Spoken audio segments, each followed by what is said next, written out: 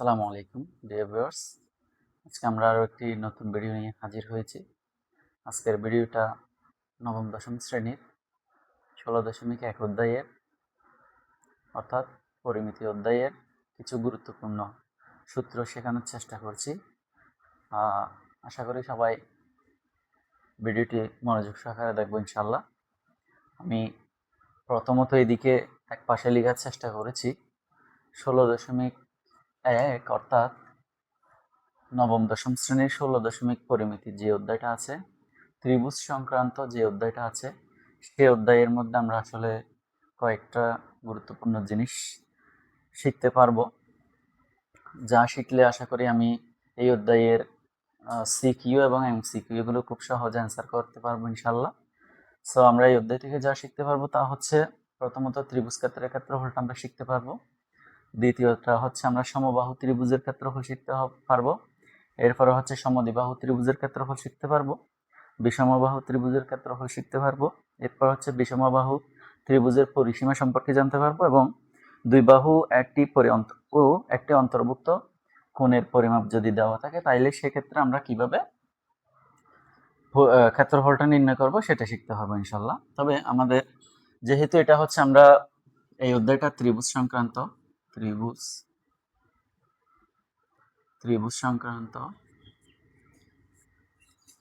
এই ত্রিভুজ আসলে হচ্ছে ত্রিভুজ কাকে বলে আমাদের প্রথমে জানতে হবে। ত্রিভুজ হচ্ছে তিনটি রেখাংশ দ্বারা অথবা তিনটি বাহু দ্বারা আবদ্ধ চিত্রকে আমরা প্রথমত কি বলি? ত্রিভুজ বলি। আচ্ছা, যখন ত্রিভুজের সংজ্ঞাটা আমরা পাই তখন হচ্ছে আমরা বিভিন্ন ধরনের ত্রিভুজ পাই। সেক্ষেত্রে গেলে আমরা পাই কি? দুই ধরনের ত্রিভুজ পাই। কয় ধরনের ত্রিভুজ?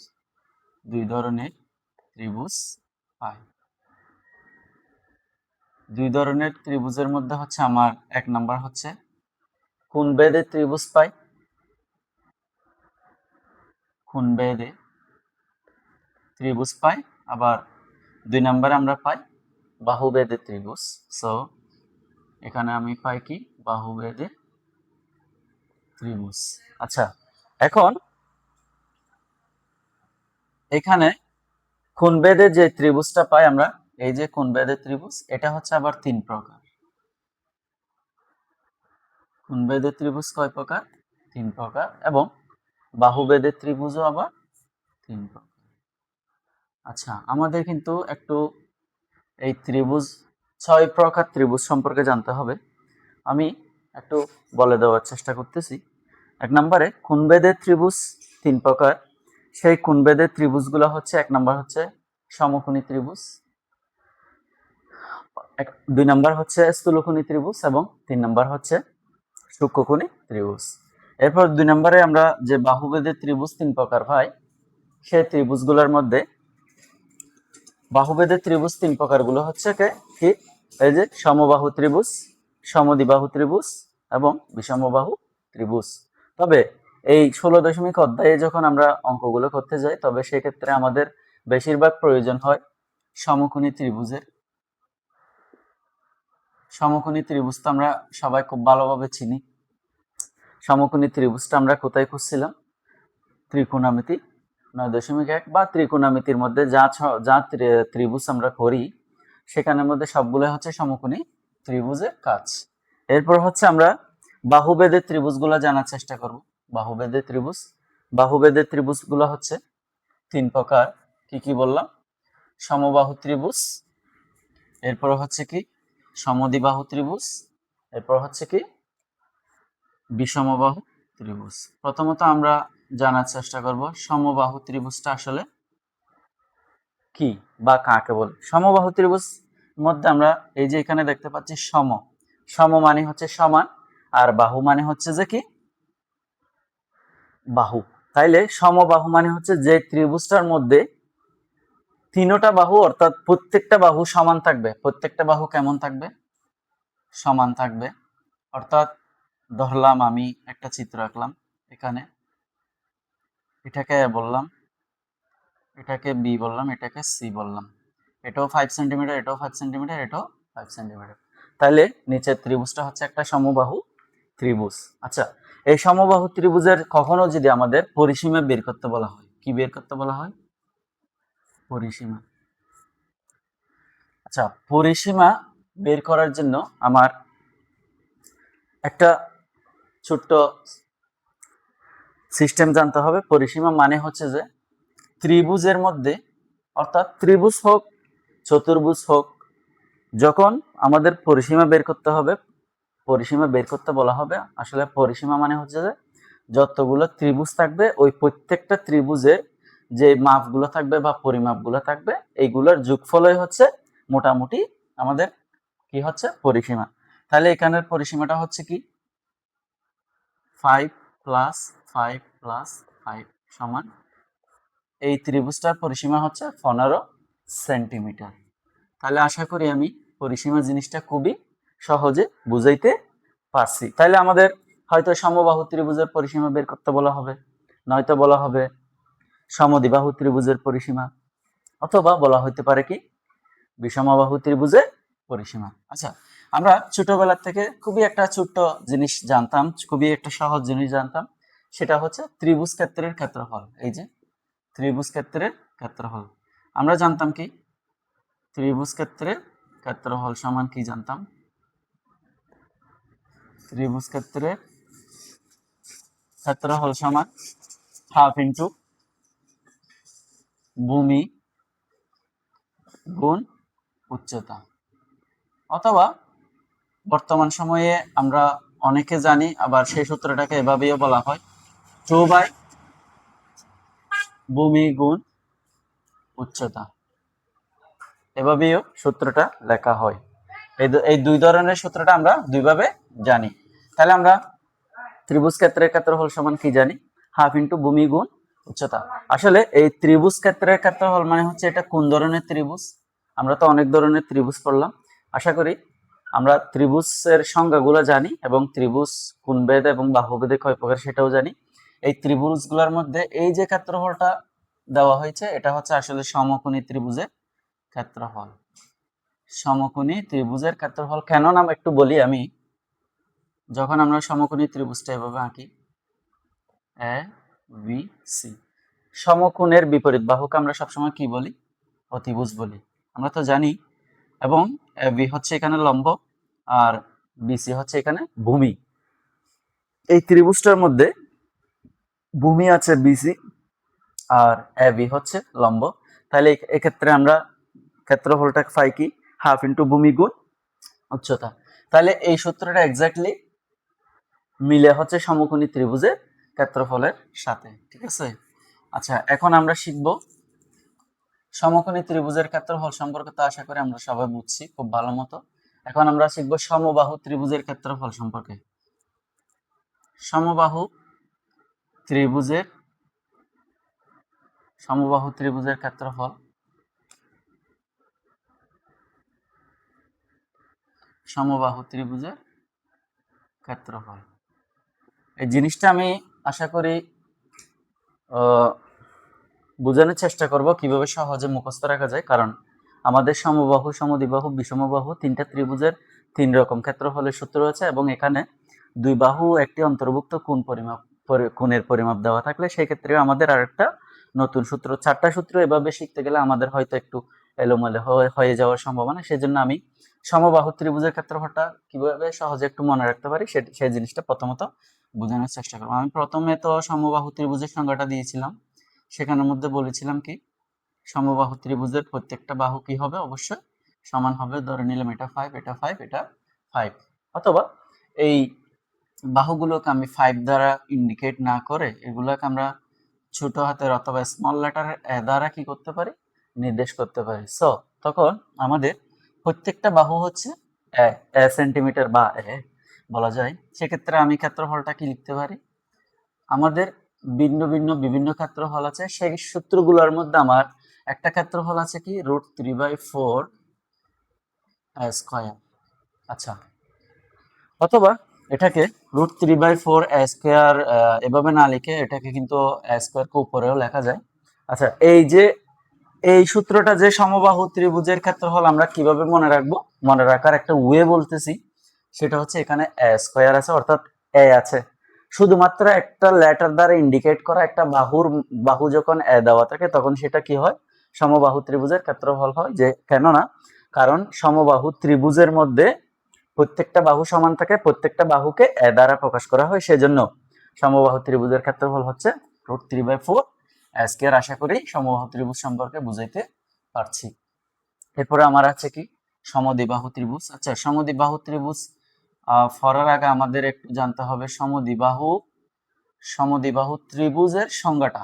ওকে, সমদ্বিবাহু কথাটার মধ্যে আমরা একটু দেখতে পাচ্ছি সম মানে হচ্ছে সমান, এই যে সম মানে হচ্ছে কি সমান, এরপর হচ্ছে দ্বি মানে হচ্ছে দুই। তাইলে একটা ছোট্ট এই কথাটার মধ্যে থেকে আমরা সংজ্ঞাটা বের করে নিয়ে আসতে পারি, অর্থাৎ ডেফিনেশনটা বের করতে পারি, সেটা হচ্ছে সমান দুই বাহু।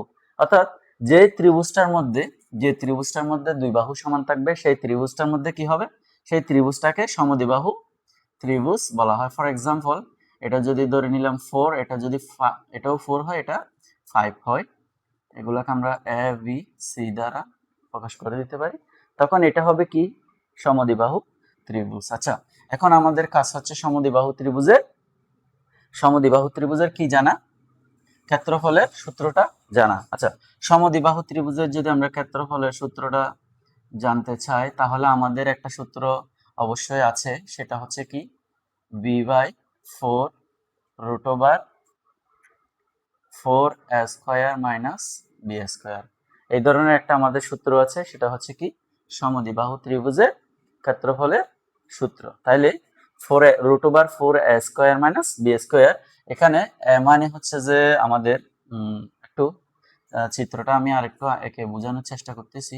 এ বি সি, এটা যদি আমি 4 বলছিলাম, এটা 4 বলছিলাম, এটা 5 বলছিলাম। আচ্ছা, এই ক্ষেত্রফলটা নির্ণয় করার জন্য আমি বলি বি মানে হচ্ছে এখানে ভূমিকে প্রকাশ করা হয়, এক্স্যাক্টলি বি মানে হচ্ছে ভূমিকে বি দ্বারা প্রকাশ করা হয়, আর এ মানে হচ্ছে যে এখানে এই দুইটা বাহুকে বলা হয় এই দুইটা বাহুকে এ দ্বারা প্রকাশ করা হয়। অর্থাৎ এ সমান যদি 4 হয়, তাহলে এখানে আমরা এর জায়গায় 4² আর এখানে বি এর জায়গায় কি দিতে পারি, 5 দিতে পারি, আর এখানে 5² দিয়ে সমদ্বিবাহু ত্রিভুজের ক্ষেত্রফলটা খুবই সহজে কি করতে পারি, আশা করি নির্ণয় করতে পারি। এই জিনিসটা বুঝতে পারছি। এরপরে আমার একদম 3 নম্বরের মধ্যে বিষমবাহু ত্রিভুজটা আছে। বিষমবাহু ত্রিভুজ মানে জিনিসটা একটু আমি বোঝানোর চেষ্টা করতেছি। বিষমবাহু ত্রিভুজ, এই যে বিষমবাহু ত্রিভুজ, বিষম শব্দ মানে হচ্ছে যে সমান নয়, অর্থাৎ যে ত্রিভুজটার মধ্যে কোনো বাহুই সমান থাকবে না, যে ত্রিভুজটার মধ্যে কি থাকবে না, কোনো বাহুই কি থাকবে না, সমান থাকবে না। ফর এক্সাম্পল, আমি দিতে পারি একটা এভাবে, একটা এভাবে, একটা এভাবে। তাহলে এখানে হয়েছে কি, একটা ধরে নিলাম 3, আর একটা হচ্ছে 4, আর একটা হচ্ছে 5, এ বি সি। তাহলে একটা ত্রিভুজ আঁকলাম, যে ত্রিভুজটার মধ্যে একটা বি বাহুটা হচ্ছে 3 সেন্টিমিটার, এসি বাহুটা হচ্ছে 4 সেন্টিমিটার, এবং ভূমি বিসি বাহুটা হচ্ছে 5 সেন্টিমিটার। অর্থাৎ তিনটা বাহু যদি 3 ধরনের অথবা 3 পরিমাপে থাকে, তখন সেটাকে আমরা কি বলি, অবশ্যই বিষমবাহু ত্রিভুজ বলি। কখনো যদি আমাকে বিষমবাহু ত্রিভুজের ডেফিনেশন বা সংজ্ঞাটা জিজ্ঞেস করা হয়, তখন আমরা কি বলবো, যে ত্রিভুজের কোনোটা বাহুই সমান নয়, অর্থাৎ তিনটা বাহু 3 পরিমাপে থাকবে, তখন আমরা সেটাকে কি বলবো, বিষমবাহু ত্রিভুজ বলবো। এখন আমাদের বিষমবাহু ত্রিভুজের যদি সেম ওয়েতে ক্ষেত্রফলটা লিখতে যাই, তখন আমি ক্ষেত্রফলটা একটু লিখবো। ক্ষেত্রফলটা হচ্ছে s * s - a s - v s - c। ওকে, আচ্ছা, এখানে আমি একটা জিনিস জানি, সেটা হচ্ছে এ মানে হচ্ছে ধরে নিলাম একটা বাহু, বি মানে হচ্ছে অন্য একটা বাহু, সি মানে হচ্ছে ভিন্ন আরেকটা বাহুর পরিমাপটা দেওয়া থাকবে। বাট এখানে একটা জিনিস আমরা বুঝতেছি না, সেটা হচ্ছে এই যে এস এর পরিমাপটা কি, এস মানে কি। আসলে এস মানে হচ্ছে যে কি, এস মানে হচ্ছে অর্ধ পরিসীমা।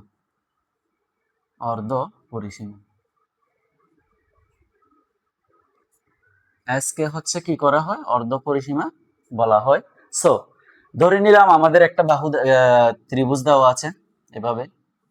তাহলে ত্রিভুজটার আমি মাপগুলো কত কত দিছিলাম, মাপগুলো দিছিলাম হচ্ছে 3, 4, 5।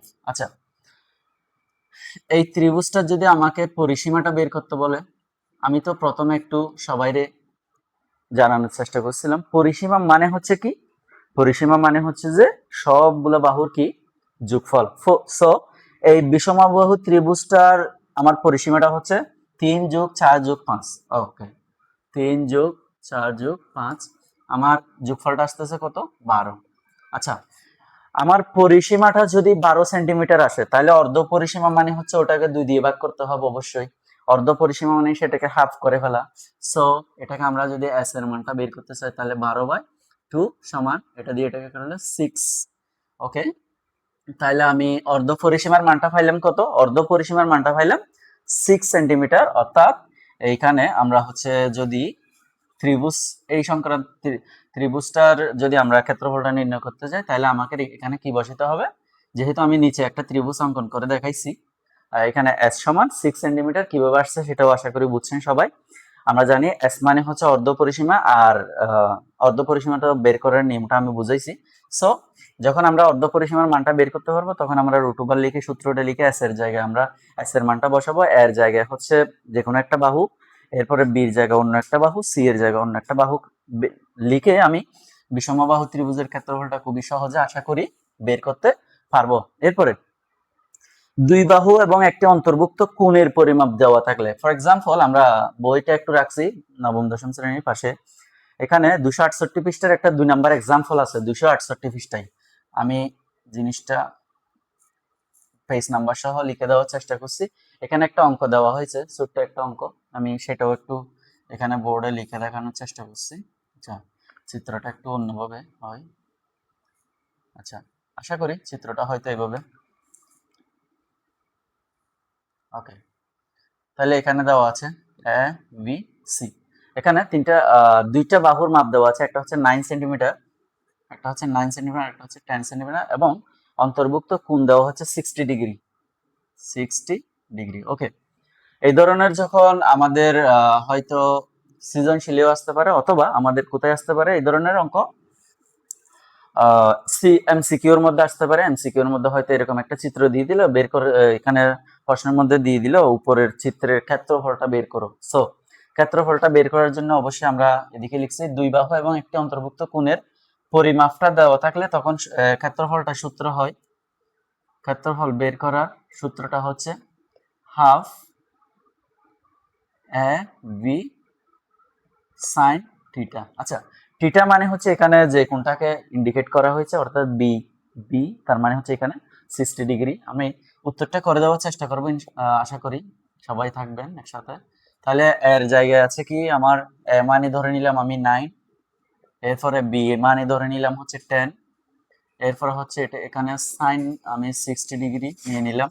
আচ্ছা, 2 দিয়ে যদি আমি 10 কে কাটি 5 আসবে আমার, 5 নং হচ্ছে 45, আর এরপর হচ্ছে ওকে ওকে সাইন 60 ডিগ্রির মানটা বের করার চেষ্টা করব। সাইন 60 ডিগ্রির মান হচ্ছে √3/2, √3/2। সো आंसरটা কত? 45 √3/2। ক্যালকুলেটর করলে 45 √3 কে 2 দ্বারা ক্যালকুলেটর করছি, যেটা आंसर আসবে ওটাই আমাদের ফাইনাল ক্ষেত্রফল। আশা করি জিনিসটা পরিমিতি 16.1 এর সূত্রগুলা খুবই সহজভাবে বুঝাইতে পারছি। ধন্যবাদ সবাইকে এতক্ষণ থাকার জন্য আমাদের সাথে।